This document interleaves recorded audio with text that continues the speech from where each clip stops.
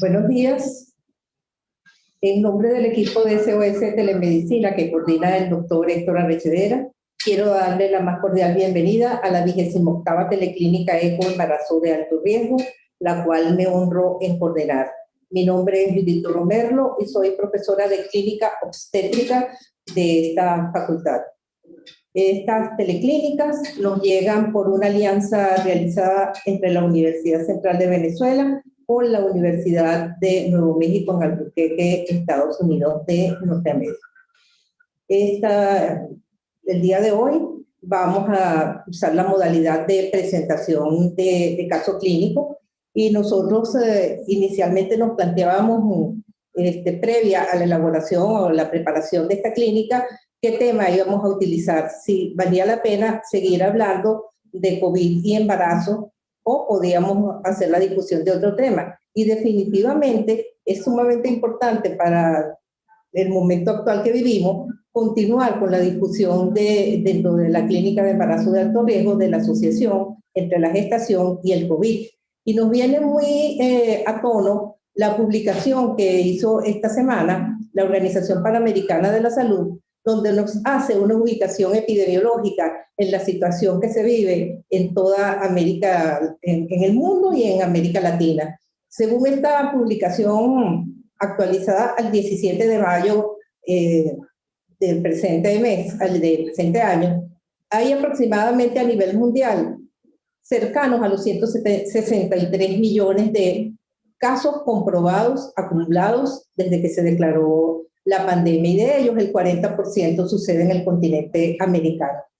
De ellos, 3.375 han fallecido y un 47% de esta cantidad pertenece al continente americano. En América del Sur, ya ubicándonos más en nuestra subregión, hay una contribución importante en este último mes si comparamos hasta el 17 de mayo, si comparamos con lo que sucedió en el mes de marzo del presente año. Entonces vemos que hemos aportado como continente o como subregión 809.233 casos con 45.410 defunciones. Y hasta el 17 de mayo, por lo menos 6 países de nuestra subregión han declarado la presencia de las variantes que más preocupación pueden causar en la crisis de la pandemia. También se han reportado casos en los pueblos indígenas de América, y un dato sumamente importante que nos llama la atención es el ver síndrome inflamatorio multisistémico en niños asociados a COVID, en niños y en adolescentes, que no lo veíamos al principio de la pandemia. Entonces, es sumamente importante esta contribución con 5.555 casos, de los cuales hay 123 defunciones. Importante para nosotros, no menos que lo anterior, pero sí dentro de nuestra especialidad, es lo que está sucediendo con la embarazada.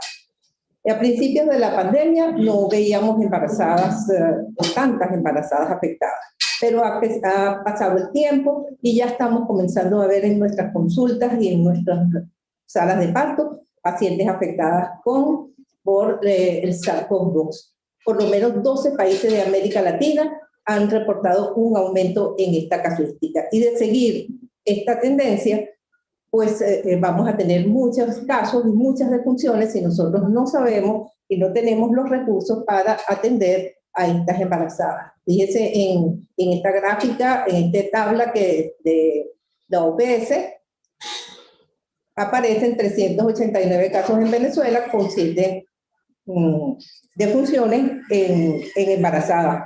Pensamos que puede haber un subregistro en esta cifra, dado lo que se ve en la práctica. Y quizás no relacionado directamente con el tema que estamos tratando, pero sí con nosotros, que somos los que atendemos a estas pacientes.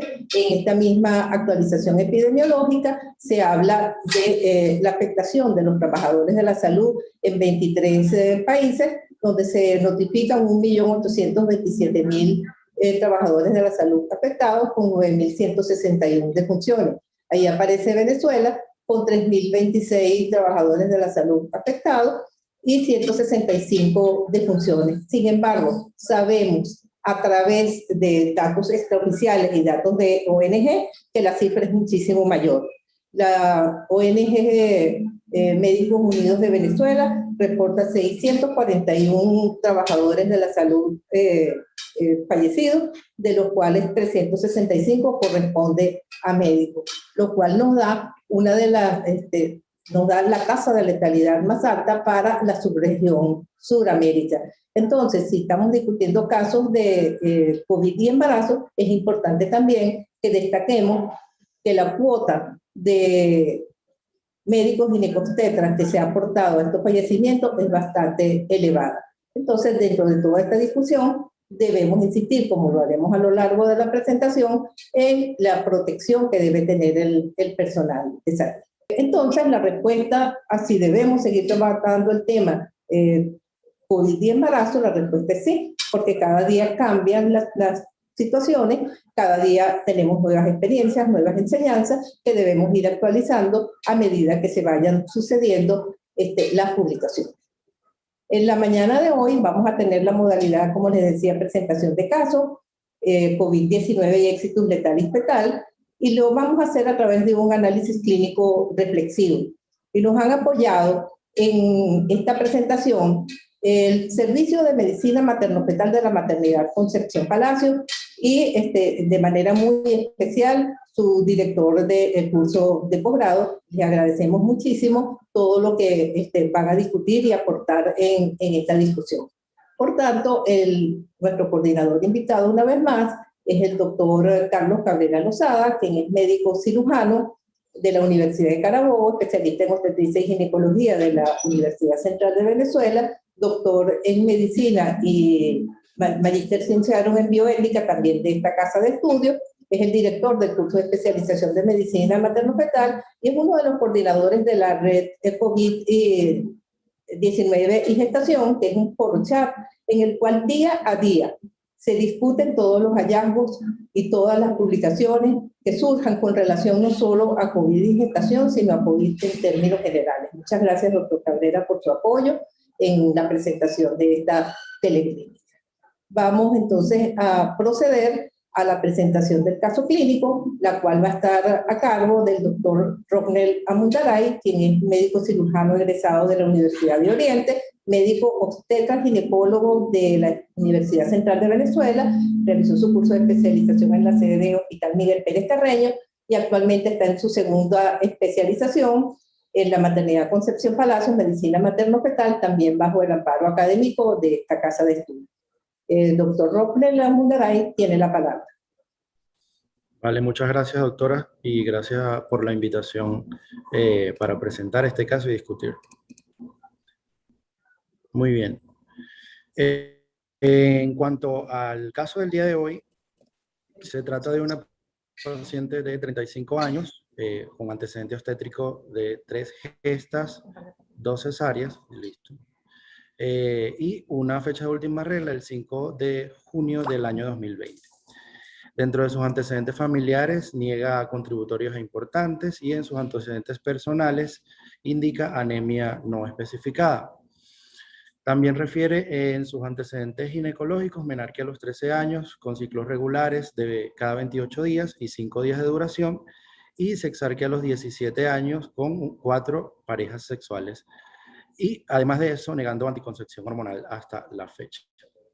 En el 2011, en los antecedentes obstétricos, refiere cesárea segmentaria electiva con un peso al nacer de 3.200 gramos sin ninguna complicación. Y en el 2016, cesárea segmentaria por un trastorno hipertensivo del embarazo a las 35 semanas. En este caso, el recién nacido tuvo un peso al nacer de 2.900 gramos. Ella se mantuvo hospitalizada e ingresada en la maternidad Concepción Palacios, recibiendo inductores de madurez pulmonar y sulfato de magnesio. Posterior a la resolución quirúrgica se diagnostica síndrome HELP, permanece en unidad de cuidados intensivos durante 3 días y egresa 12 días posterior a su ingreso en condiciones estables. En el antecedente obstétrico actual, el embarazo fue planificado y deseado y de la misma pareja de sus anteriores hijos. Inicia control prenatal privado a las 6 semanas de gestación, el día 17 del mes de julio del año 2020. En este momento reporta su médico tratante un saco gestacional regular embrión con actividad cardíaca y cervicometría de 48 milímetros. Indica vitaminas del embarazo y solicita paraclínicos iniciales. El 21 de agosto, con 11 semanas de gestación, en esos paraclínicos iniciales se diagnostica anemia de 9 gramos de decilitro, urocultivo patológico y marcadores ecográficos del primer trimestre evaluados negativos. En este momento o en esta consulta se indica antibiótico terapia y ferroterapia. Para el 18 de septiembre del año 2020, con 15 semanas, evidencia su médico tratante un aumento de la resistencia de las arterias uterinas, por lo que indica aspirina 162 miligramos orden día, hora sueño.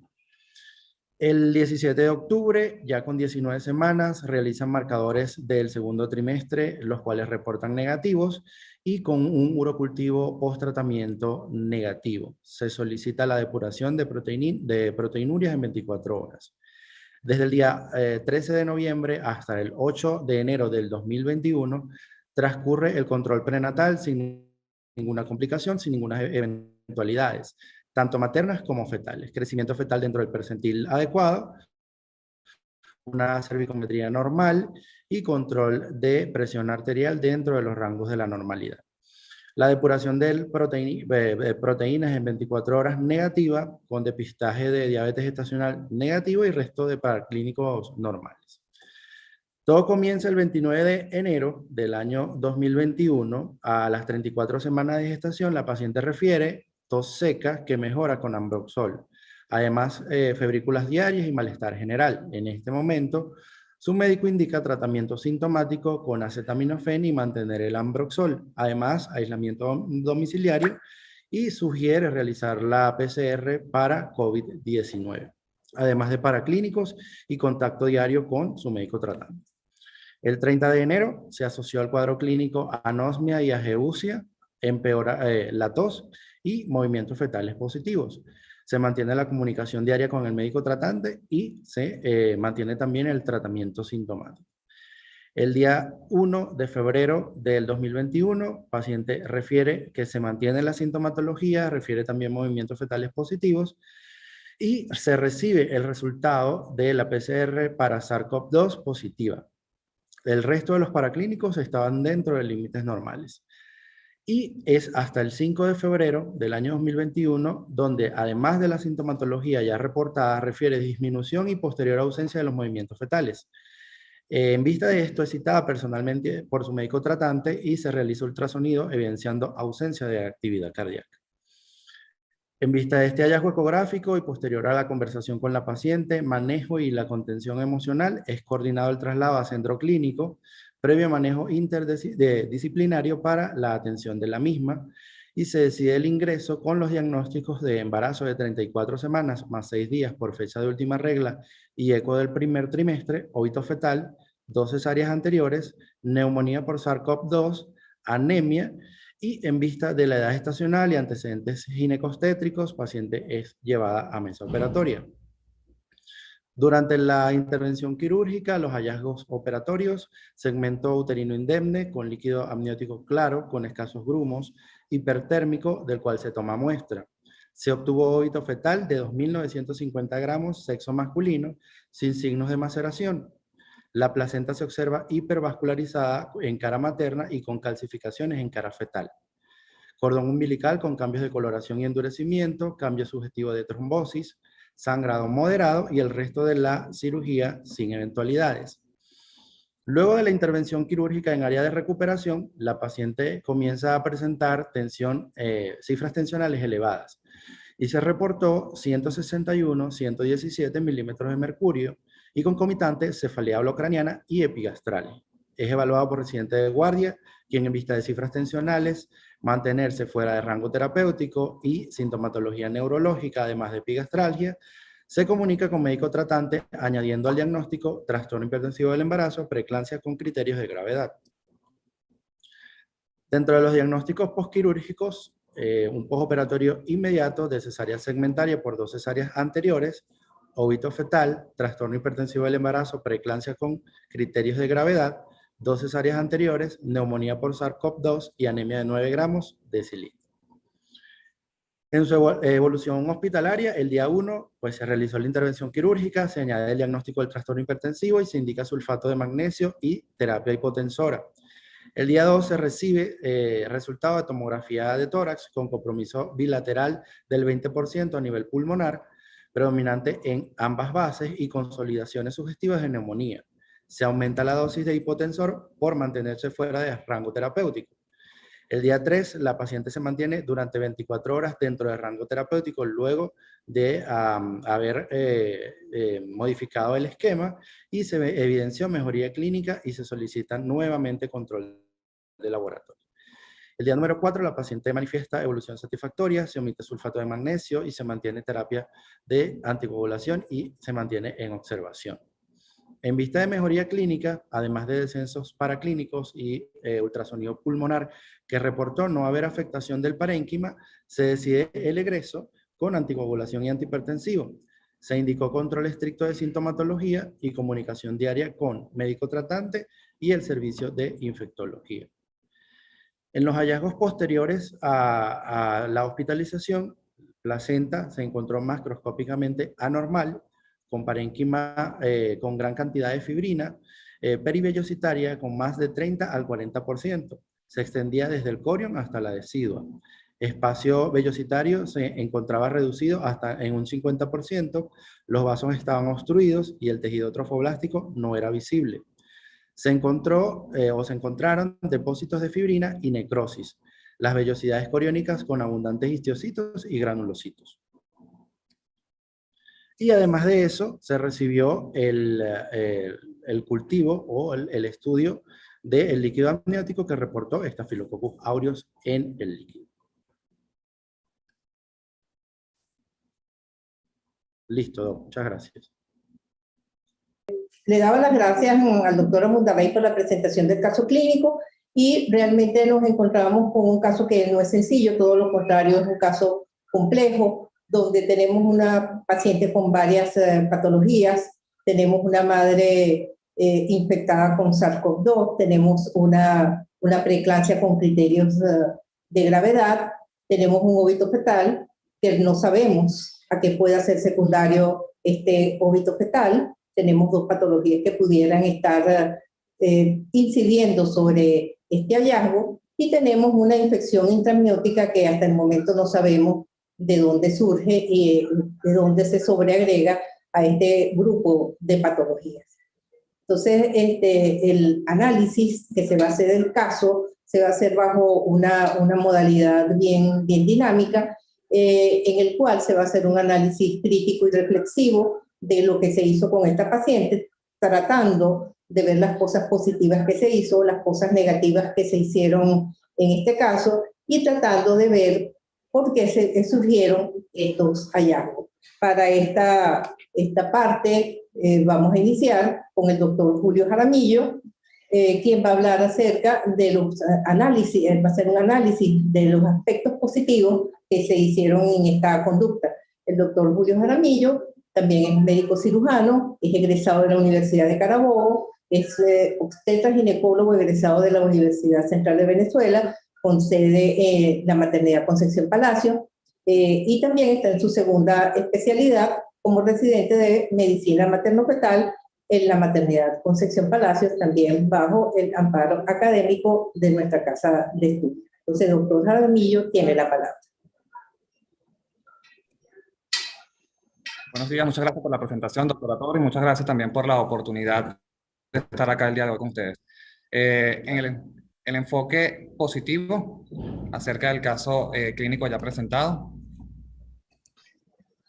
tenemos en primer lugar que se presentan diferentes problemas, como muy bien usted lo mencionó, doctora.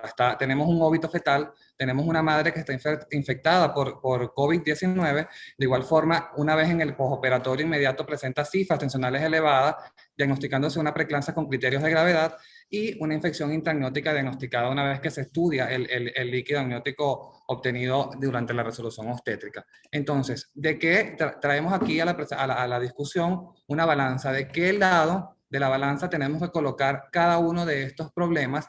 Y vamos a analizar de manera detallada cada uno de estos problemas que se presentan y trayendo a cabo, como usted muy bien lo mencionó, el enfoque positivo y el enfoque negativo. Entonces, para darle continuidad, vamos a tener, como ya mencioné, los diferentes problemas. Tenemos la preeclampsia, la madre infectada por COVID-19 y, lamentablemente, el óbito fetal. Entonces, surgen las siguientes interrogantes. ¿Puede la infección por SARS-CoV-2 hacer paso transplacentario? El paso del virus es el responsable de los cambios anatomopatológicos a nivel de la placenta y el cordón umbilical. ¿Puede el SARS-CoV-2 ocasionar éxito fetal?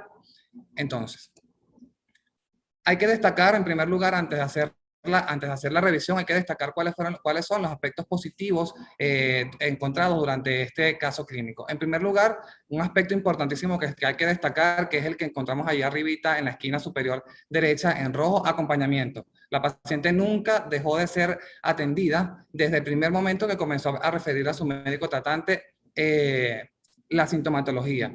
Atención oportuna de parte del médico tratante y también de parte del equipo médico que estuvo a cargo durante las diferentes complicaciones. Seguimiento por telemedicina, un aspecto bastante importante al cual hacer relevancia. Si hay un aspecto bueno que hay que destacar, entre comillas, con respecto a esta situación pandémica del año 2020, es que nos ha permitido abrir una gama de herramientas para seguimiento de nuestras pacientes, indiferentemente de que puedan o no acceder al lugar de salud. Entonces, esto es un aspecto positivo al cual hay que destacar. No hubo demoras en la toma de decisiones por parte de la paciente, recibió un tratamiento adecuado y oportuno y de otra manera se realizaron los laboratorios y estudios de extensión pertinentes, necesarios y algunos estuvieron limitados debido a las situaciones institucionales que se nos escapan de las manos en algunas oportunidades.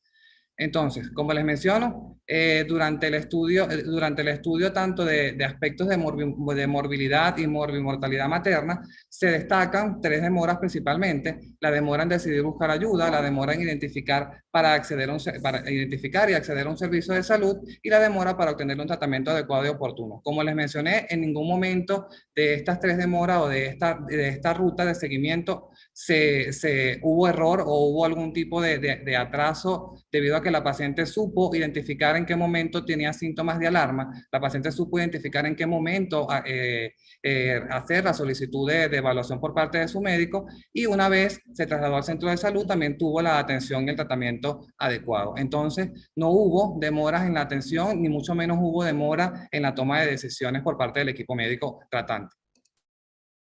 Por otra parte, destacando que a pesar de las carencias que pueden haber en las instituciones actualmente con esta situación, no solo pandemia, sino también situación país, hay que destacar que se lograron canalizar estudios imagenológicos complementarios, como muy bien destacó el doctor Amundaray, la tomografía de tórax que se le realizó a la paciente, con características de condensación pulmonar, más de un 20% del compromiso pulmonar, y de igual forma se lograron canalizar laboratorios, entre los cuales hematología completa, una química sanguínea básica, en donde no hubo mayores hallazgos de alteraciones, solamente destacando la leucopenia con unos leucocitos en 2.900 células por milímetro cúbico.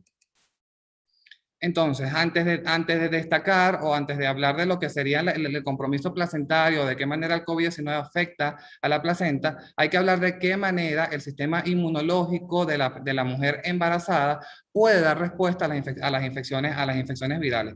En primer lugar, hay que quitarnos la creencia de que el embarazo es un estado de inmunosupresión. Eso hay que dejarlo a un lado. El embarazo no es un estado de inmunosupresión. El embarazo es un estado donde la mujer busca, donde el sistema inmunológico de la mujer busca un equilibrio, para que de esta manera tenga la competencia para saber identificar cuáles son los patógenos que pueden causar alteraciones tanto en ellas como en el producto de la concepción, y también tener la tolerancia suficiente para saber reconocer al feto como un injerto paterno y respetar y de esta manera llevar con éxito el embarazo. Entonces, eso de que el embarazo es un estado de inmunosupresión, hay que irlo dejando atrás y pensar más bien que es un estado de modulación del sistema inmunológico, en donde la mujer tiene la competencia y la tolerancia para reconocer qué debe rechazar y para reconocer qué debe aceptar, con la finalidad de que haya un éxito del embarazo.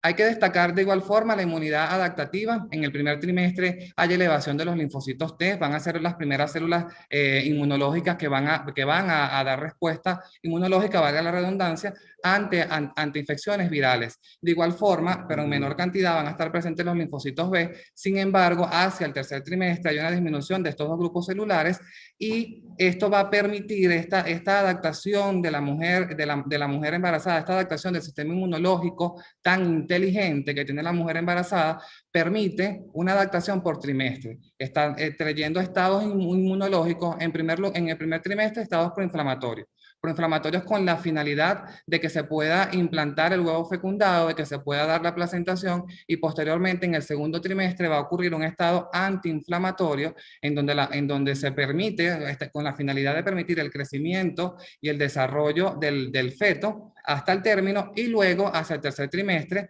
un estado proinflamatorio para prepararlo para el trabajo de parto.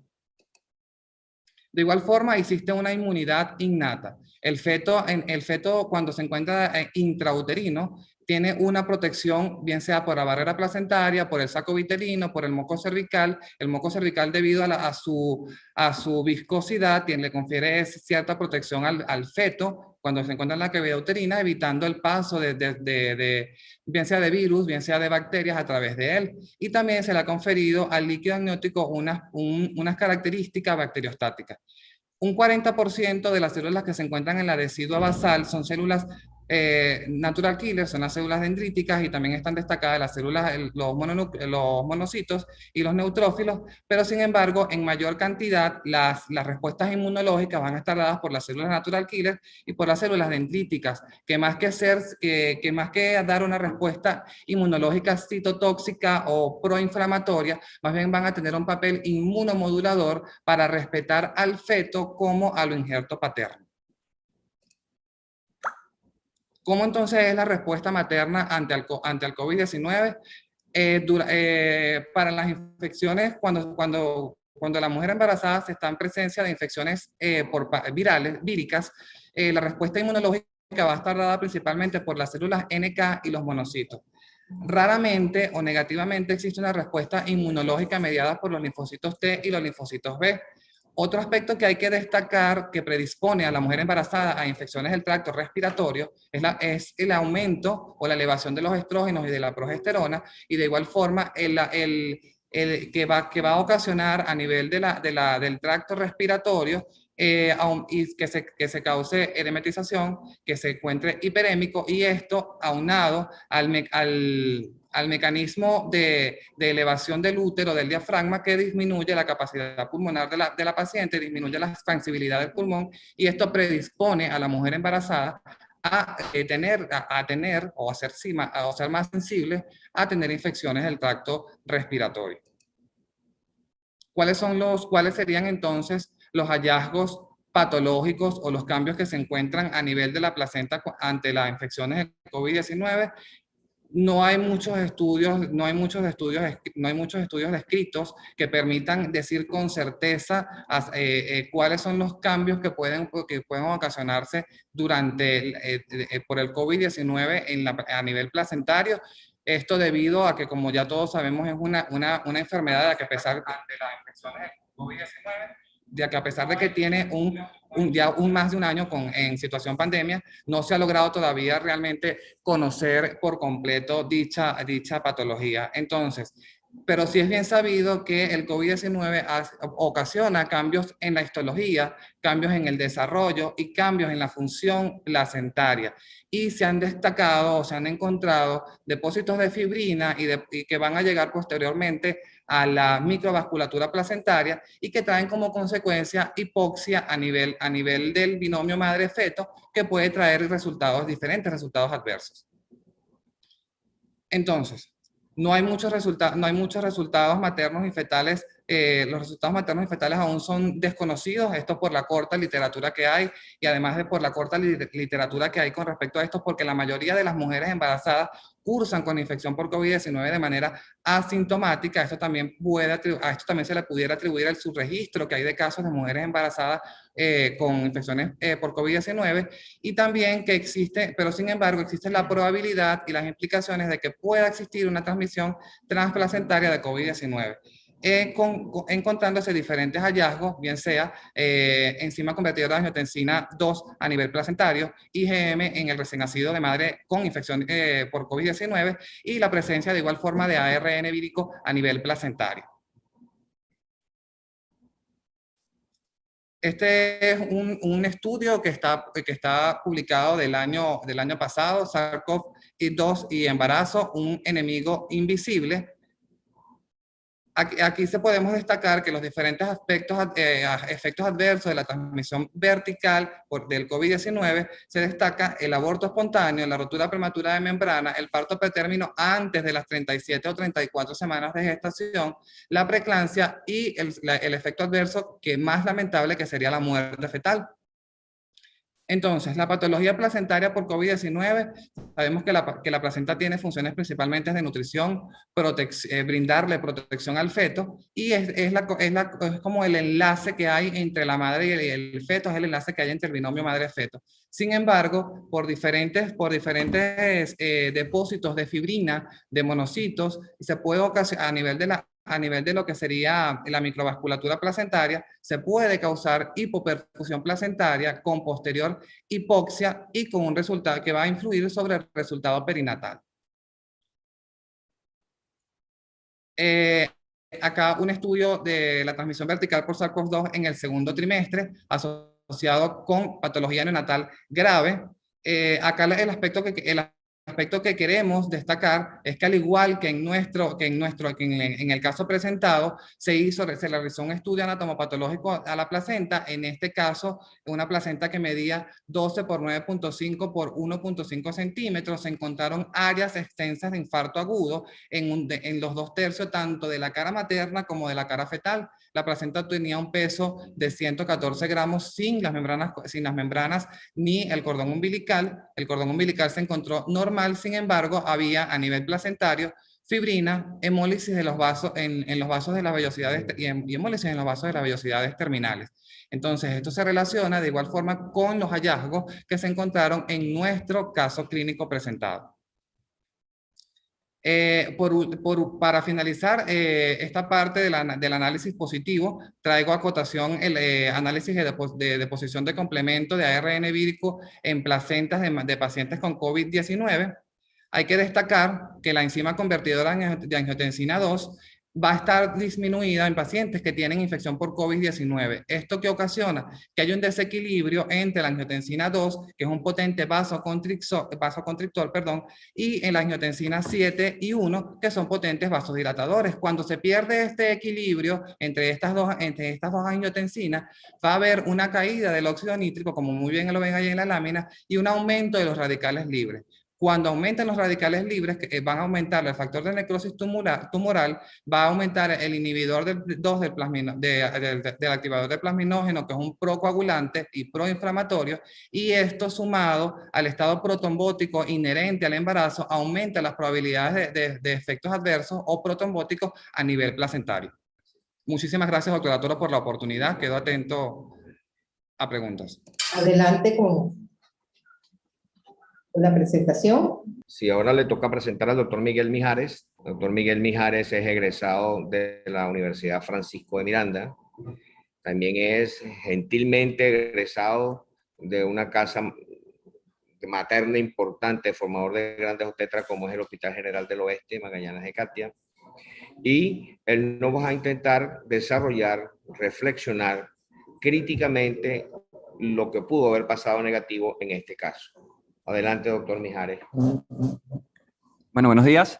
Empezando y dándole gracias por la invitación a esta teleclínica, donde se está tomando un tema que está muy en boga ahorita en este año, y desde el año pasado estamos padeciendo los efectos de una pandemia que nos llegó de sorpresa. Sin embargo, hoy trayendo a colación un caso clínico muy importante y muy interesante, vamos a hablar sobre el enfoque o el análisis reflexivo desde el punto de vista negativo de las cosas que no se hicieron durante el manejo de dicha paciente. Entonces, tomando en cuenta desde el inicio o desde que comenzó la atención extrahospitalaria de la paciente, tenemos que tomar en cuenta que se omitió o no se centralizó la atención de dicha paciente, puesto que desde un principio consultó más de un centro institucional siendo un caso sospechoso de COVID-19, lo que nos pudo haber aumentado la transmisión o los contagios, y no se tuvo en cuenta las medidas de bioseguridad ni se respetó un poco la ruta materna. Ahora, partiendo de las premisas o los diagnósticos que se tienen en este caso, lo podemos desglosar desde el punto de vista o desde diagnóstico, partiendo desde el COVID-19, el trastorno hipertensivo del embarazo y la infección por el estafilococos, que fue reflejada en el cultivo de líquido amniótico. Entonces, partiendo desde la infección por COVID-19, tenemos un análisis o una anatomía patológica de la placenta, pero ¿qué no se le hizo a la placenta para culminar, si se quiere, el estudio? No se le hizo una muestra o un PCR para determinar la presencia del virus dentro del tejido placentario, trofoblástico o funicular.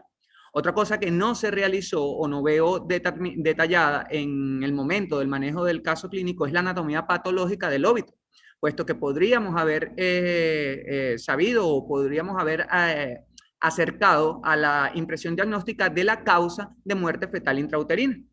Ahora, desde el punto de trastornos hipertensivos del embarazo, sí detallaron que hubo una pesquisa por Doppler de las arterias uterinas en el segundo trimestre, porque lo reportan a las 15 semanas. Ajá. Pero ahora bien, ¿por qué nos damos cuenta o por qué la paciente teniendo antecedentes de un trastorno hipertensivo del embarazo, por qué la toma de tensión o la medida de la tensión arterial, de las cifras de tensiones arteriales, fue realizada solo en el momento que estaba en recuperación y no previo y ni durante el ingreso de la paciente al centro institucional?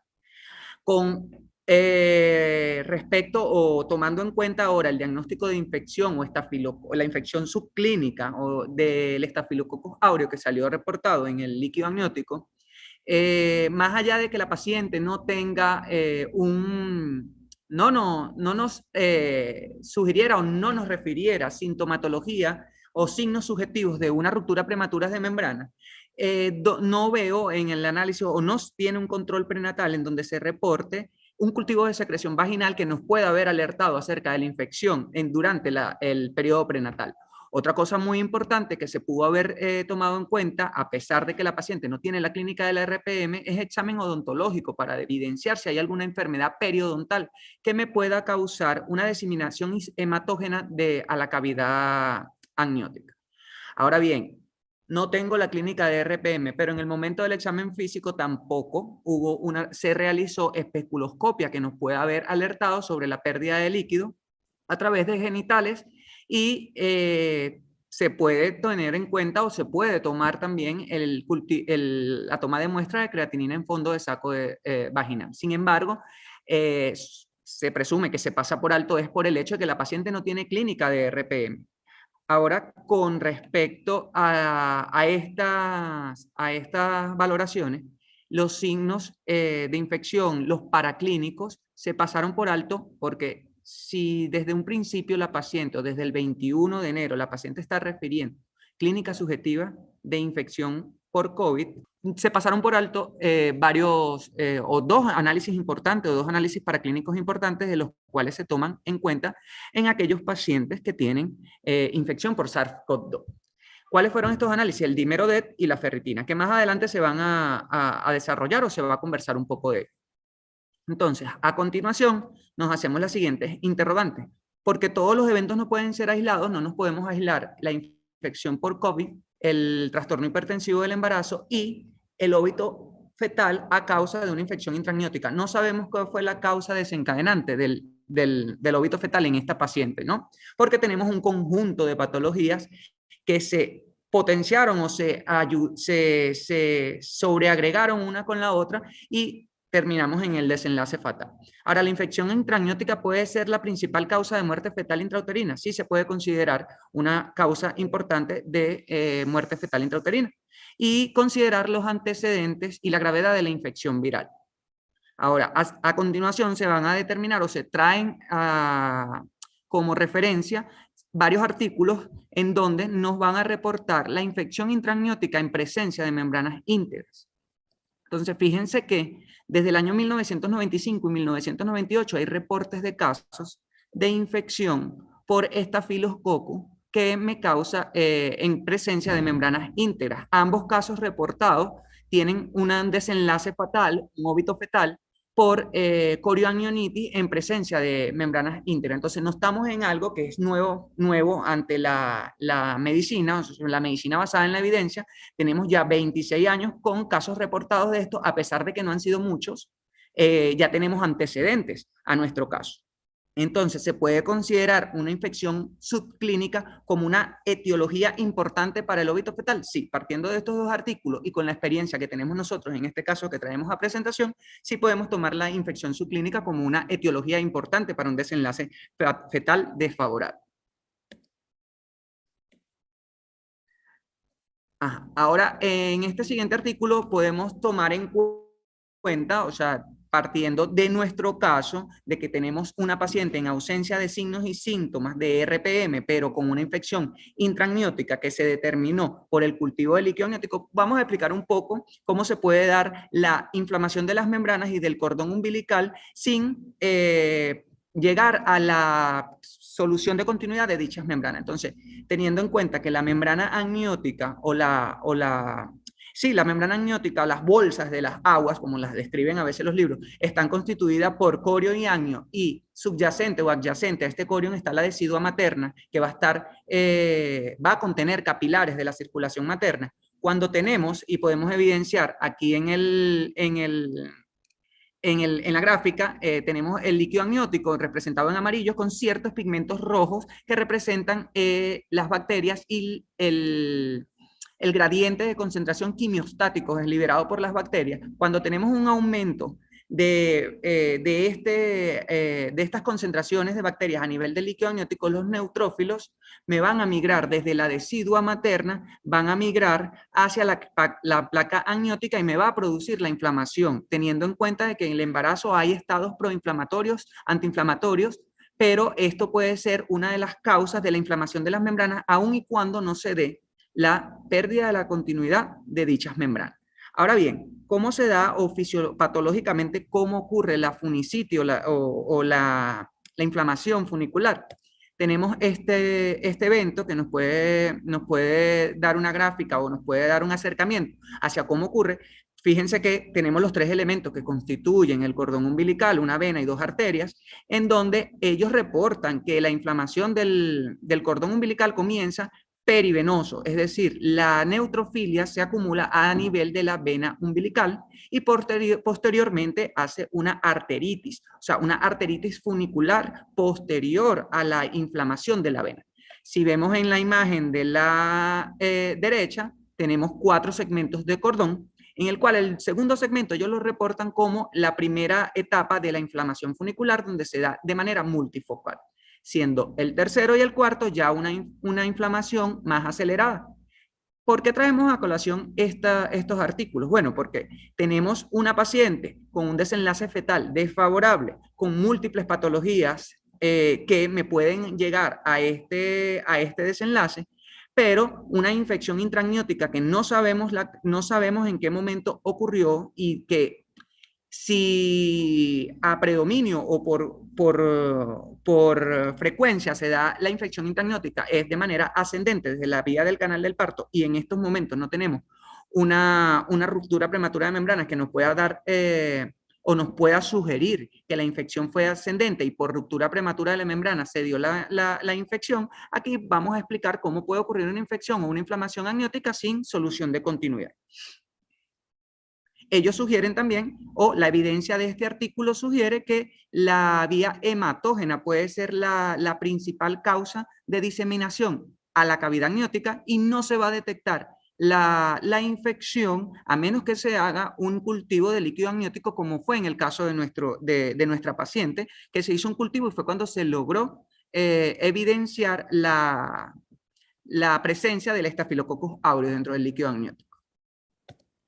Ahora, en este siguiente artículo tomamos en cuenta una corionitis causada por Staphylococcus aureus con membranas intactas, en el cual terminó, o el desenlace fue tanto materno como fetal, en un shock séptico. No, ellos reportan acá como que la causa de sepsis en el embarazo o el shock séptico en el embarazo está presente en 1 por cada 10.000 embarazos o gestaciones al término. También reportan la causa que más frecuente, las causas de sepsis durante la gestación pueden ser los abortos, la corionitis y la pielonefritis. ¿Qué más llama la atención de este artículo? Es que los gérmenes causales por lo general son el micoplasma y bacterias gram negativas. En esta paciente que ellos reportaron, tuvieron una muestra en donde evidenciaron en el hemocultivo un crecimiento de cocos gram positivo. Al final, la muestra de líquido amniótico arrojó también una infección por Staphylococcus aureus. Dicha paciente no tenía tampoco signos subjetivos de ruptura prematura de membrana.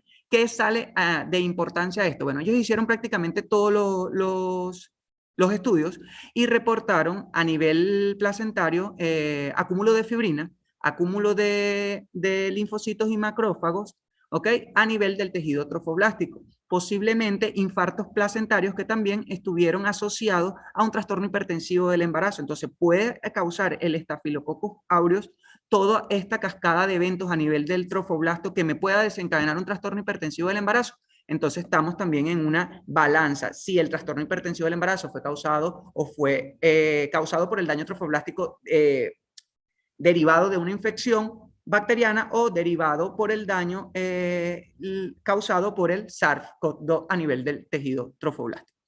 Ellos reportan para el momento del caso no habían sino 7 casos reportados en el cual solo 3 productos habían logrado sobrevivir y determinaron que la causa de estafilococcemia a nivel de la cavidad amniótica había sido por vía hematógena. Entonces sugieren que a toda paciente también se le haga un hemocultivo para determinar la causa. Sugieren que la valoración previa o odontológica de las pacientes también debe ser un enfoque que no se debe pasar por alto durante el control prenatal. Y que a toda paciente que tenga esta clínica de corionitis subclínica, o sea, que se dé una infección subclínica y donde se evidencie el Staphylococcus aureus, tenemos que tener en cuenta que va a ser una clínica o una entidad que va a ser de manera progresiva, de evolución rápida y con resultados desfavorables. Y cuando tengamos esta infección, también sugieren que cuando tengamos corionitis subclínica, no nos olvidemos o pensemos que siempre puede estar causada por el Staphylococcus aureus. Ahora bien, tomando en cuenta lo que había narrado anteriormente de que se pasó por alto la pesquisa o determinar los valores de dímero D y ferritina, muchos pensaremos, bueno, pero el dímero D puede estar elevado en el embarazo y la ferritina también, puesto que ya tenemos etapas de proinflamatorias y antiinflamatorias, como fue mencionada por el doctor Julio. Tenemos que tener en cuenta, primero, el dímero D. Con respecto al dímero D, ¿sí va a estar elevado? Sí, puede estar elevado porque la cascada de la coagulación está activada durante el embarazo y recordemos que el embarazo es un estado de hipercoagulabilidad. Entonces, hay un estado de hipercoagulabilidad por la activación de la cascada de coagulación y que están inhibidos los factores de anticoagulación. Entonces, el dímero D va a variar de acuerdo a la gestación, se puede mantener elevado, o sea, puede variar los valores en el primero, segundo y tercer trimestre, siendo más elevado en el puerperio. Cuando tenemos esta presencia de dímero D elevado en el puerperio hay que conocerlo. ¿Por qué? Porque entonces podemos hacer determinaciones que nos arrojen valores elevados y son sencillamente causados por la gestación, pero en los estudios y en los reportes, en las revisiones bibliográficas que se hicieron, sí va a estar elevado el dímero D, pero en los reportes de pacientes que, como bien sabemos, no son muchas las pacientes gestantes que han sido reportadas con infección por COVID-19. Los estudios en los que se le hizo seguimiento al dímero D reportan la elevación por el punto de corte mayor para el puerperio, que es de 3.333 nanogramos, el punto de corte máximo. Entonces, sí se sugiere la vigilancia continua del dímero D, porque nos puede dar una evolución de la enfermedad de manera, o sea, nos puede dar la evolución progresiva y a la gravedad de la infección por COVID-19. Ahora la ferritina. La ferritina tampoco se le hizo a nuestra paciente, a pesar de que también, o sea, de que traía la clínica subjetiva de infección por COVID-19 y que fue de manera progresiva y empeorando. La ferritina sabemos que es un marcador bioquímico para los depósitos de hierro, está producida tanto por los macrófagos como por los hepatocitos, pero en periodos donde se ocurre o donde hay una infección, esta puede ser producida o incrementada por los niveles de citoquinas proinflamatorias presentes en el organismo. Entonces, los valores de ferritina sí también tienen una variabilidad de acuerdo al trimestre de la gestación, se toman como valores normales entre 26 y 164 miligramos decilitros, pero en los casos reportados de embarazadas con COVID-19, el valor de la ferritina fue tan alto como 954, incluso hay casos reportados de 1.760 miligramos de litros de ferritina en plasma materno. Entonces, por eso es importante no pasarlos por alto durante la gestación o durante la determinación de estos valores en las pacientes gestantes con infección por SARS-CoV-2. Y de esta manera creo que culminamos ya el análisis reflexivo de lo negativo de la evaluación de esta paciente. Muchas gracias.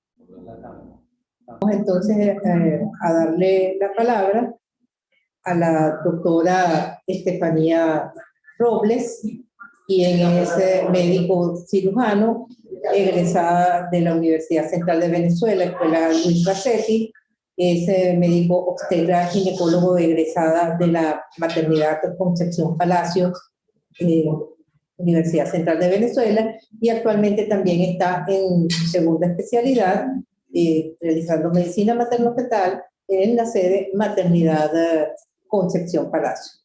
La doctora Robles nos va a hacer una discusión y un englobe final de todo lo que ha sido la patología en este caso. Muy buenos días a todos. Bueno, vamos a comenzar entonces con la discusión final de este caso clínico, tratando de englobar pues todos los aspectos, tanto negativos y positivos, que se explicaron anteriormente. Para dar una introducción a esta parte final, vamos a recordar pues que los coronavirus son patógenos humanos que han afectado al mundo desde algunas décadas y se consideraban patógenos intrascendentes, puesto que nada más ocasionaban un resfriado común. Sin embargo, esto se convirtió en un problema de salud pública a finales del año 2019, como todos conocemos, ocasionando un colapso del sistema de salud, hasta que en marzo del año 2020 pues fue declarado como pandemia mundial hasta la actualidad.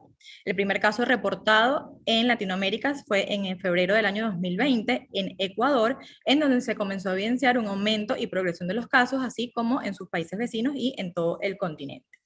Aparentemente, por los estudios que se han salido hasta ahora, la embarazada no tiene mayor riesgo de presentar una enfermedad grave, sin embargo, tampoco de contagiarse, más allá de la población general. En nuestro país, hasta la actualidad, esto fue un reporte de casos que se actualizó desde el día de ayer en la página Patria, que es la página oficial del Estado, que reporta el número de casos positivos, los casos recuperados y los casos fallecidos, y así estamos en la actualidad con 217.603 casos. Desde el abril del año pasado hasta la actualidad, pues la curva ha venido en ascenso con el número de casos contagiados, al igual que la distribución por edad. Si evidenciamos la gráfica, pues se distribuye generalmente en población adulto joven entre los 20 y los 39 años en su mayoría. La distribución por sexo pues es prácticamente indiferente, pero sí tiene cierta prevalencia el sexo femenino. Todo esto, repito, son datos de la página oficial de nuestro país. Para hablar del englobe de nuestro caso clínico, antes de poder hacer un análisis de lo positivo y de lo negativo y poder pues, unir estos dos pensamientos críticos, quise antes hacer un análisis de los diagnósticos del mismo y cómo se abordó la paciente, viéndolo ahora en retrospectiva, pues que tenemos un poquito más de ventaja que cuando se vivió el caso en el momento. Podemos establecer que un caso clínico representa diferentes procesos mentales que son involuntarios y pues esto nos van a llevar a un diagnóstico final. Sin embargo, pueden ocurrir variantes en el camino que pues nos hagan ciertos tropiezos y esta capacidad de pensamiento va a disminuir. ¿Por qué? Porque nuestra capacidad de pensamiento podemos dividirla en dos grandes grupos. El sistemático, que es el que utilizamos generalmente, es un pensamiento rápido, involuntario, que está influido por el medio. También tenemos un pensamiento heurístico, esto es como una manera más reflexiva de poder enfrentar estos casos clínicos, especialmente pues en nuestro caso, sin embargo puede ser aplicado a otras áreas de la vida, y esto nos hace tener un pensamiento lento, lineal y un poquito más reflexivo. Generalmente lo ideal es interrelacionar ambos sistemas. Pues todos tenemos, o toda situación tiene una situación a priori y una situación a posteriori. La a priori pues es la inicial, la que tenemos desde un principio, y la posteriori es la que va cambiando en esta línea del tiempo, en nuestro caso clínico. La heurística nos permite hacer atajos, reglas de aplicación rápida y que van a hacernos tomar sin tanto esfuerzo una decisión acertada que disminuya su cantidad de errores diagnósticos. Entonces, en nuestro caso teníamos una dificultad diagnóstica. Tenemos una paciente con un SARS-CoV-2, embarazada, con un óbito fetal y que posterior a acto quirúrgico pues también se diagnostica una infección intraamniótica. Podemos destacar dos heurísticas principales, hay miles, sin embargo quise traer solamente dos a colación, como era la de disponibilidad, anclaje y ajuste. Luego vamos a ver cómo se correlacionan con el análisis del caso, y estas pueden ser afectadas por un cierre prematuro o por enmarcarnos siempre en la misma causa de la enfermedad. Ya ahorita vamos a explicar un poquito más de esto. Las preguntas que nos hicimos durante todo el desarrollo del caso clínico, ya ustedes las conocieron cuando las expuso el doctor Jaramillo y el doctor Mijares, y las vamos a ir respondiendo unas a unas con un análisis reflexivo de las mismas. Yo traté de englobar en tres grandes grupos las conclusiones de este caso. Principalmente siempre creímos que el SARS-CoV-2 o la COVID-19, pues lo principal era tener una infección vertical, una transmisión vertical, y que el recién nacido pues estuviese infectado como la madre. Sin embargo, a lo largo de todo este año, y como lo respaldan los estudios de investigación, nos hemos dado que este no es el único problema, como pudimos evidenciar en el caso que se relató anteriormente. Existen cambios en la placenta y el cordón umbilical que no necesariamente esto representa una enfermedad en el recién nacido, pero que sí pueden afectar su desarrollo o su desenlace, y que estas dos entidades principales, tanto la COVID-19 que tenía la madre como la infección intraamniótica, pudiesen ser entidades aisladas y lo podemos analizar de forma aislada. Sin embargo, son entidades que en este caso se potencian y se engranan para tener un desenlace, en nuestro caso, catastrófico. Desde principios del año pasado se pensaba, o del inicio de la pandemia, en 25 de abril, que es esta publicación de la Asociación Mexicana de Pediatría, que la transmisión perinatal pues no estaba tan documentada y que se descartaba en cierta forma para darle un poco de seguridad a las madres que se encontraban en ese momento. Vimos prácticamente todos los días como noticias de periódico que la infección vertical no era probable, o que era muy poco probable, y realmente era como en donde estaba nuestro foco. Sin embargo, ya a mediados de año, pues se comenzó a ver que habían otras consecuencias más allá de la infección vertical, y fíjense en este artículo publicado en agosto del año pasado por JAMA, ellos que dicen que en tiempos de pandemia pues hubo un aumento de cesáreas programadas en su institución, un aumento de óbitos fetales y un aumento de nacimientos prematuros. Todo esto en madres con COVID-19. Sin embargo, no todas estas afecciones eran porque el recién nacido tuviese COVID o porque la madre tuviese una enfermedad grave. Fíjense en esta tabla comparativa cómo efectivamente, esos son, bajo sus estadísticas, pues aumentaron el número tanto de muertes fetales como esos embarazos que se terminaron antes de tiempo por alguna causa materna generalmente. En este otro estudio también evalúan y agregan un parámetro más que me pareció importante traer a colación, porque no solamente evalúan tanto los nacimientos y las complicaciones que tuvieron estas madres infectadas con SARS-CoV-2, sino también cómo afecta la capacidad del personal de salud que está tratando estas madres en el desarrollo de su evolución. Fíjense que fue estadísticamente positivo tanto el número de óbitos fetales institucionales como la mortalidad neonatal. En esta gráfica podemos evidenciar como la de la izquierda era los monitoreos fetales que se hacían normalmente en las pacientes que se encontraban en trabajo de parto prepandemia. Sin embargo, fíjense como en la curva de la derecha, esta desciende, y esto quiere decir, o quiere representar la disminución de atención médica que tenían esas madres ingresadas en este centro hospitalario durante el trabajo de parto o durante su hospitalización en vista del colapso institucional y el agotamiento pues del personal de salud que se encuentra enfrentando esta situación. Todo esto pues contribuye a que estas estadísticas de disminución a un aumento, perdón, de la morbimortalidad perinatal y el aumento de los óbitos fetales pues también tenga otro factor que lo acompañe. Entonces, podemos hablar, volviendo un poco a las heurísticas e integrándolo con el caso clínico, que tenemos una disponibilidad, es decir, cuando tenemos a una madre, en nuestro caso, con tos, fiebre, dificultad respiratoria, vamos a pensar en la causa más común que esté en el momento o en lo que primero se nos venga a la mente, en este caso, una infección por SARS-CoV-2 o la COVID-19, que fue en lo que pensamos. Sin embargo, tenemos que tomar en cuenta que todas estas infecciones, o cuando vayamos a hacer un análisis crítico, un caso clínico, esta primera opción se puede anclar y posteriormente reajustar, es decir, cuando aparecen otras variantes, podemos irlas sumando al diagnóstico.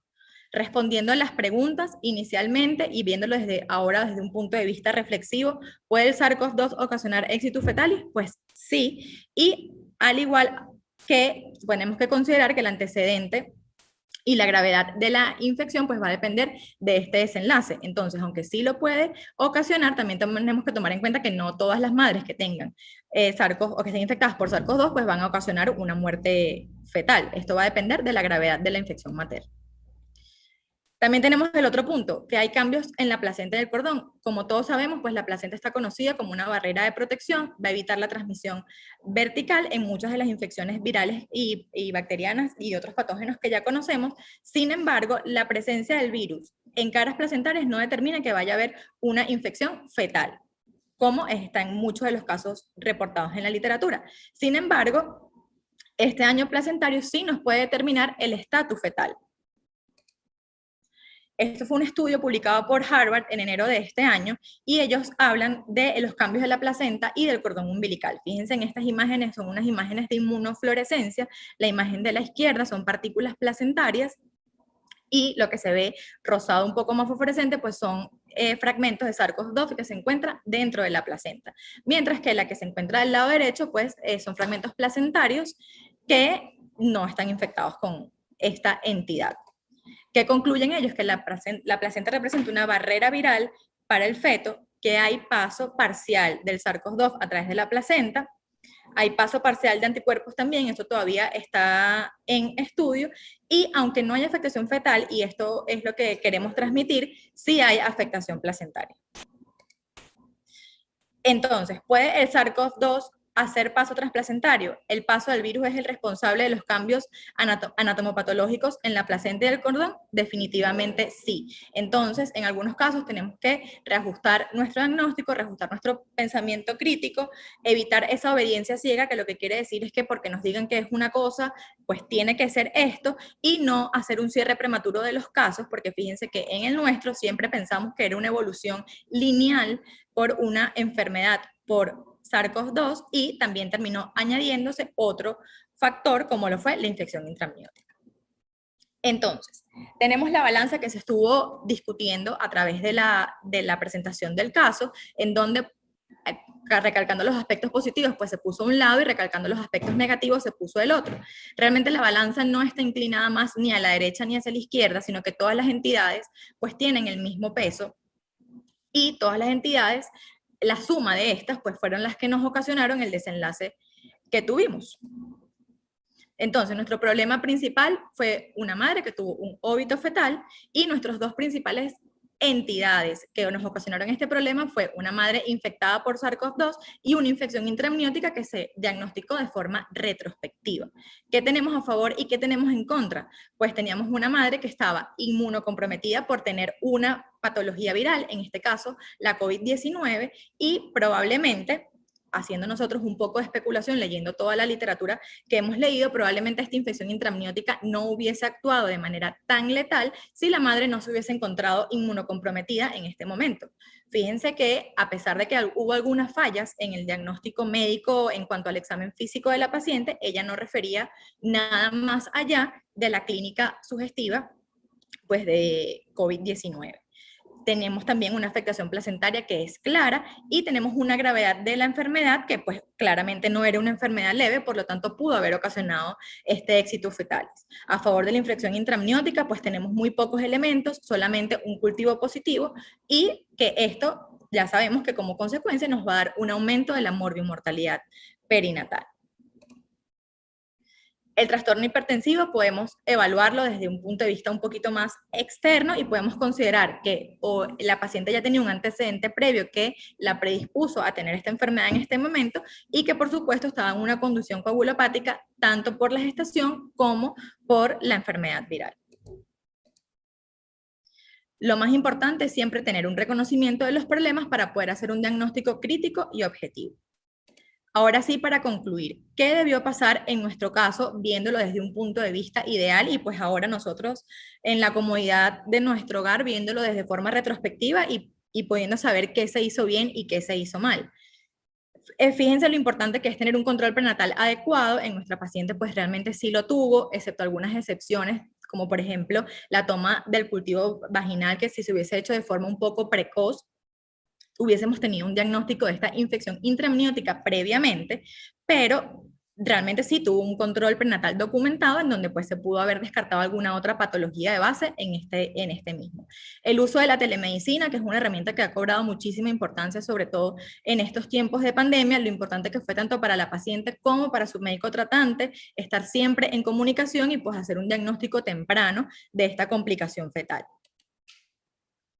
Siempre tenemos que hacer pensamientos reflexivos, pensamientos sin sesgos, no tener una visión en túnel que nos permita solamente ver un diagnóstico por unos síntomas específicos o signos que estamos viendo en la paciente, sino también ver un poquito desde afuera y poder pues determinar diferentes causas que me pudieran estar aumentando la comorbilidad de la paciente. La toma de decisiones, que en nuestro caso siempre fue oportuna, eso es lo ideal, que ya sea oportuna y que sean decisiones, por supuesto, correctas, tanto para la madre como para el feto. Por último, pues todo el déficit de hospital, lo ideal es que siempre en una emergencia de hospital o centros privados, lo ideal es que siempre cuenten por lo menos con un tensiómetro, un oxímetro de pulso y una temperatura, porque esto nos va a poder permitir prevenir de forma temprana si la paciente tiene algún riesgo para padecer o estar en mortalidad materna extrema y pues poder prevenirlo desde antes, cosa que fíjense que en este caso pues falló un poco porque fue como redirigida la atención, primero a un consultorio, luego a un centro más grande y bueno, allí pudieron haber algunos sesgos y de hecho el aumento de tensión arterial lo evidenciamos ya en el área de recuperación de quirófano. Probablemente se pudo haber diagnosticado desde momentos antes y que las medidas de bioseguridad y mantener la cadena epidemiológica lo más corta que se pueda, pues es importante y eso, por más que estemos en una emergencia o en una situación crítica, es algo que tenemos que mantener y nosotros como personal de salud, pues tenemos que ser garantes de esto porque es lo que nos va a ayudar. Muchísimas gracias a todos. A través de este código QR pudiesen escanearlos de su teléfono, pueden tomar una foto y revisarlo después. Están algunos de los artículos académicos que se utilizaron para la revisión de este caso para que pues puedan ampliar un poquito más. Muchísimas gracias a todos.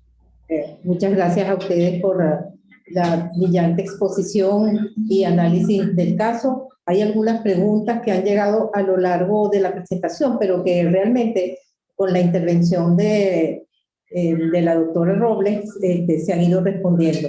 Sin embargo, hay algunas que me voy a permitir realizar. Una de ellas es el momento de la cesárea. Si estaba indicado hacer la cesárea en ese momento o hubieran podido diferir la misma mientras la paciente recibía algún tipo de tratamiento, porque no había ninguna emergencia aguda desde el punto de vista de interrumpir a la paciente con relación a las dos cesáreas anteriores.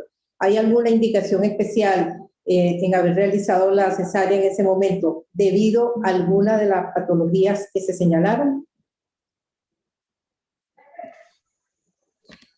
Bien, bueno, de acuerdo a su pregunta, realmente una indicación directa de realizar la intervención quirúrgica no la vi. En ese momento, ahora en revisión retrospectiva del caso, se debió realmente estabilizar, tomar muestra, hacer, digamos que todo ese proceso de compensación y luego tomar, digamos, de acuerdo a la sintomatología y los paraclínicos, la conducta. Pero en el momento realmente no estaba indicada una conducta quirúrgica. Perfectamente. Otra de las preguntas que tenemos aquí, en este caso tenemos un óbito fetal, pero ¿cuál es el seguimiento que se le debe hacer al recién nacido en caso de COVID y embarazo con un feto vivo? En caso de que el feto hubiese estado vivo. Sí, ¿qué hacemos con No el recién fuera- nacido?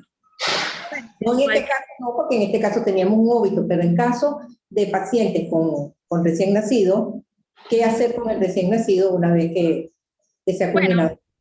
Lo que reportan los protocolos, pues es hacerle las pruebas virales también al recién nacido, al igual que una evaluación desde el punto de vista respiratorio de imagen para ver si tiene alguna afectación, y realmente no está contraindicada la lactancia materna a menos que la madre pues esté comprometida en un estado más grave de la enfermedad, pero básicamente es eso, tenerlo en vigilancia y hacer todas las pruebas pertinentes para descartar si hubo alguna transmisión vertical de la madre hacia el feto.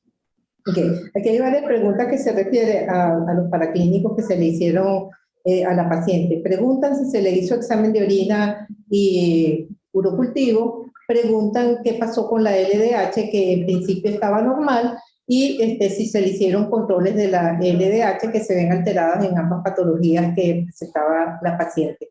Y hay otra pregunta acerca de los reactantes de fase aguda, si se le realizaron a esta paciente PCR-BSG. Ok, en cuanto al examen de orina, ella el último examen que tuvo fue en el segundo trimestre, donde tuvo un urocultivo negativo posterior al tratamiento que tuvo en el anterior. No reportan otro examen de orina que se le haya realizado, de hecho ni siquiera institucionalmente. Al igual que tanto los reactantes de fase aguda como la LDH, que nada más tenía las dos, la previa que estaba normal y pues la que se encontró, la que se reportó posteriormente. La paciente no tenía ningún otro control de laboratorios y pues eso fue una de las cosas que se reportó como negativo, que el manejo desde el punto de vista paraclínico pues estuvo deficiente. Ok, otra pregunta es, ¿cuáles serían las diferencias en los hallazgos de la placenta que son inherentes a lo que ya ustedes describieron como hallazgos frecuentes en la COVID-19 y en comparación con los que se encuentran en los trastornos hipertensivos del embarazo, específicamente en una preeclampsia con criterios de severidad?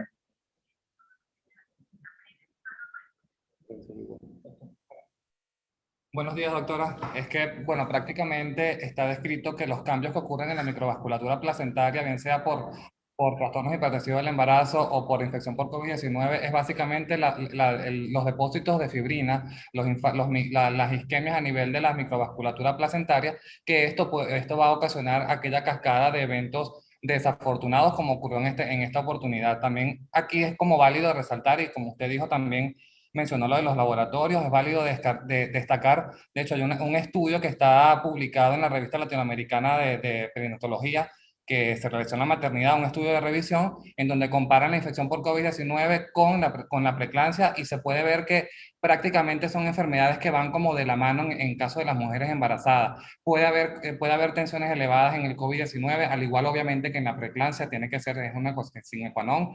Puede haber elevación de la LDH, de disfunción hepática y otra cascada que se relaciona que van prácticamente de la mano, por decirlo de alguna forma. Entonces, sí, o sea, los hallazgos anatomopatológicos que se pueden encontrar en una placenta de una paciente con COVID-19 van a ser iguales o similares a los que se encuentran en una paciente con un trastorno hipertensivo del embarazo. Básicamente, depósitos de fibrina, isquemia a nivel de la microvasculatura placentaria, con posterior hipoxia y el efecto adverso a nivel del binomio madre-feto.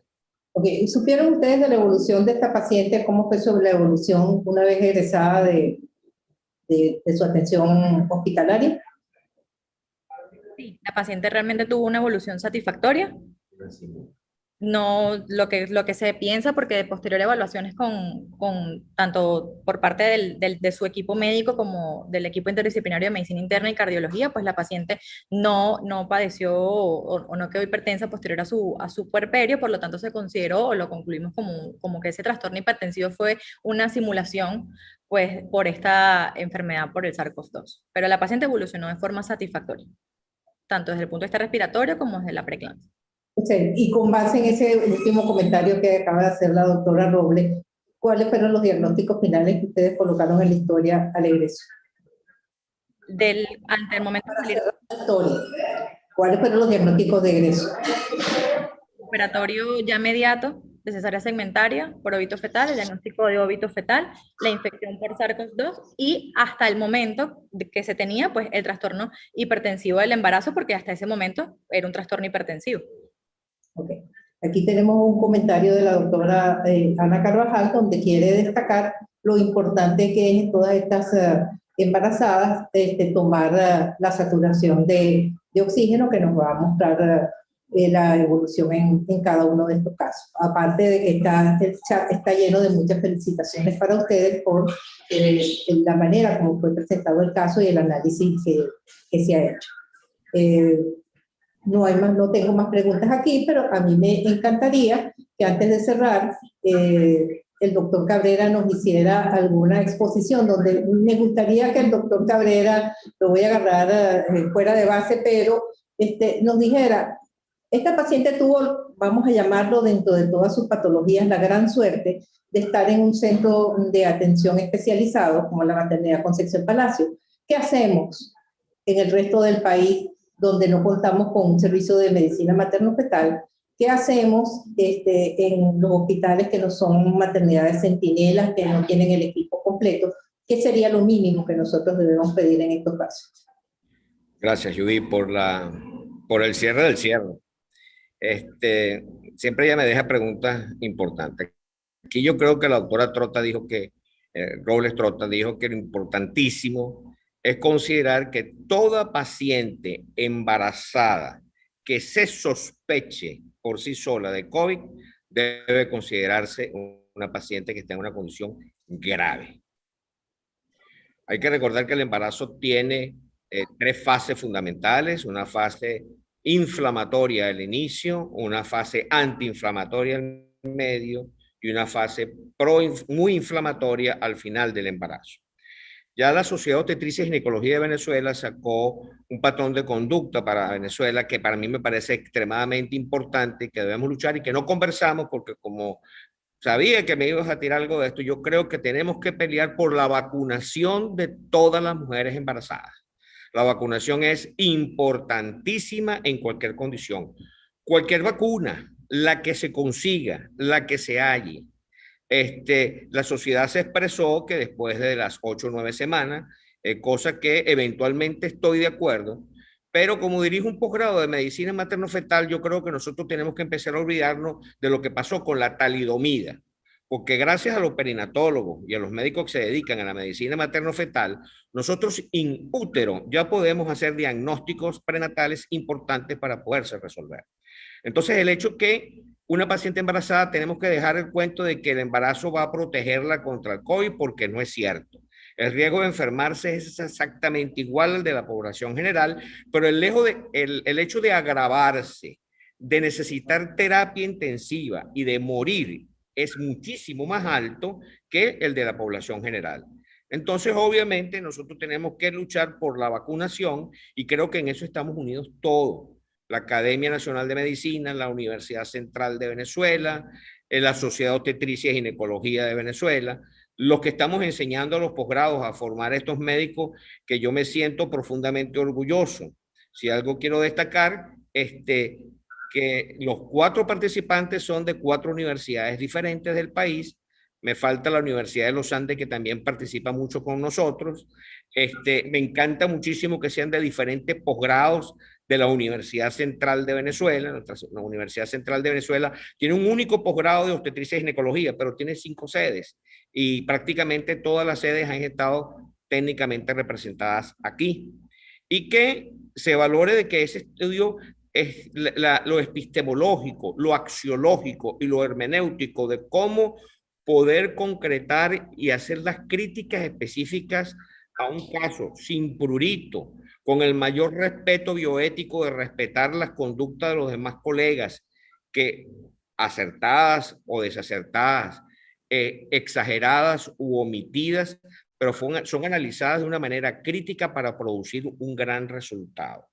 El gran resultado es que la mujer que esté en una condición de gestación, sin lugar a dudas, debe considerarse como un punto altamente importante, considerarla grave, no dudar en hospitalizarla y luchar por ella para que se les vacune, y también luchar porque el personal médico reciba la vacunación, porque seguimos siendo los ginecobstetras los que estamos padeciendo el éxito letal, ya no fetalis, sino obstetricus. Entonces, ese es el punto que a mí me gustaría y que me permitieras aclarar.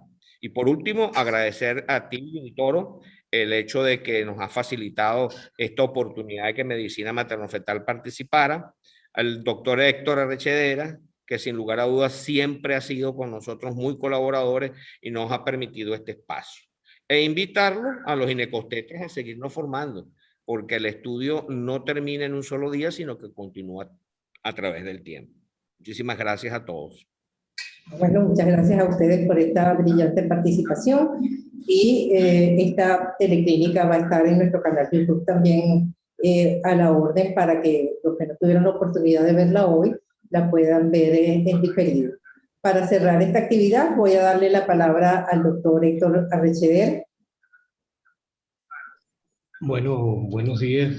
En realidad, un lujo tenerlos transmitiendo desde el canal de SOS Telemedicina, de ECO. Muchísimas gracias al doctor Cabrera, que tiene además todos los espacios, porque esta es su casa, la Facultad de Medicina de la Universidad Central. A la doctora Robles, al doctor Mijares, al doctor Jaramillo, por su excelente presentación del tema. Y sí, vamos a seguir, como siempre, diciéndoles que desde la Facultad de Medicina, desde la Universidad Central de Venezuela, van a tener este espacio para compartir conocimiento, porque hoy en día esto que hemos visto aquí ha sido una presentación magistral, un compartir un conocimiento especializado, que siempre tengo la certeza y la esperanza, además, de que aquellas personas que tienen que tomar las decisiones de salud a nivel del país puedan seguir las recomendaciones que ustedes como expertos están dando desde esta casa, que con todos los problemas que tenemos seguimos venciendo la sombra. Muchísimas gracias, y vamos a seguir trabajando para seguir compartiendo conocimiento. Pronto vamos a tener otra teleclínica con el doctor Manuel Figuera, en la cual va a estar presentada por la doctora Flor Pujol, y para hablar sobre, obviamente, sobre el virus de COVID-19, sus variantes, sus vacunas, y este es un tema que siempre también apasiona. Lo mismo con la teleclínica de pediatría, coordinada por el doctor Jesús Velázquez, quien también nos está hablando ya de los próximos temas que están por venir. Muchísimas gracias, y bueno, seguimos adelante. Un saludo.